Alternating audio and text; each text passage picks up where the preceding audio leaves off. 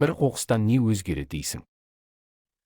Қоғам деген дәл осындай ұсақ әрекеттерден басталады. Бүгінгі тақырып азаматтық борыш және жеке жауапкершілік, заң мен тәртіп тек талап емес, бұл өзімізге деген құрмет.